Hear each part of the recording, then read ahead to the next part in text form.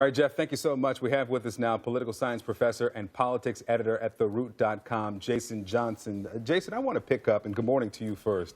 I want to pick up with something that Bernie Sanders said at that rally that, I never even went to one of his weddings. Is that going to be a problem for Hillary Clinton moving toward the general election as she prosecutes that case against Donald Trump? I don't think so, Victor. I think that the connections between Hillary Clinton and Donald Trump, they hurt Trump more than they hurt Hillary Clinton. Trump, who has been much more aggressive about the Clintons, about politicians in general, about hobnobbing too much with political elites, I think it makes him look like a bit of a hypocrite.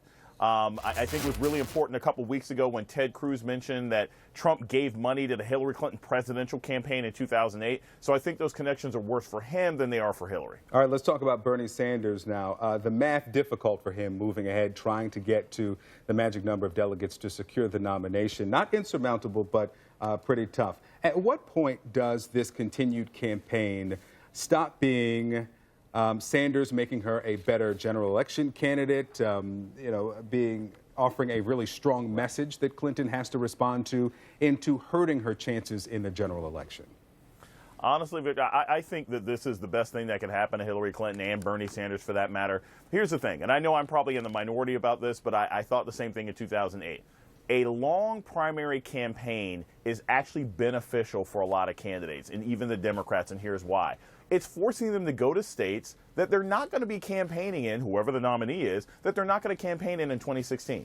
Okay, if Hillary's the nominee, she's not going to spend that much time in Arizona. She's not going to spend that much time in Utah. She's not going to spend that much time in Idaho. So because of competition, she and Bernie are going to be meeting with supporters, donors, and volunteers in places that they won't get to see them later on in the year. So I don't see how it's anything but a benefit to both campaigns for them to fight this out as long as they can, and eventually we'll find out who the nominee is at the convention. You acknowledge that you're in the minority there. There are many who admit that the long primary process for the Democrats in 2008 made Barack Obama a better candidate, but that was his first run for national office. Right. This is Hillary Clinton's second, and she was, of course, part of the effort to get her husband elected in '92 and reelected in '96. Quickly, let me turn to the Republicans, though, and we heard from Donald Trump at that rally yesterday in Salt Lake City.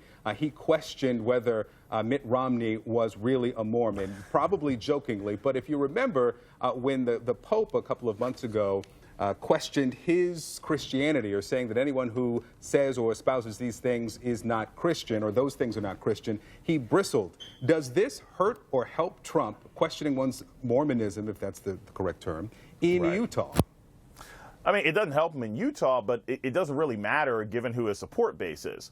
I mean, Donald Trump has made it abundantly clear. We've been saying it for 8 to 10 months now. There is nothing he can say. In his own words, he could shoot someone in broad daylight in the middle of Times Square. There's nothing he can say that will harm him with about 20 to 20, maybe 30% of the Republican supporters who are going to come out and vote for him. So I don't think it's going to hurt him in Utah. I don't think it's going to hurt him in any other key states. But I do think that every single time he makes one of these statements, he makes it easier for whoever the Democratic nominee is, probably Hillary Clinton, to show that he is absolutely incapable rhetorically and personality-wise to be a functional president of the United States. At this point, he should really be thinking about how he's looking as a general election candidate, because these comments don't help. There are some signals that he is starting to turn toward the general election. We'll talk about those in the next hour. Jason Johnson, thank you so much. Thanks, Victor. Anytime. And, of course,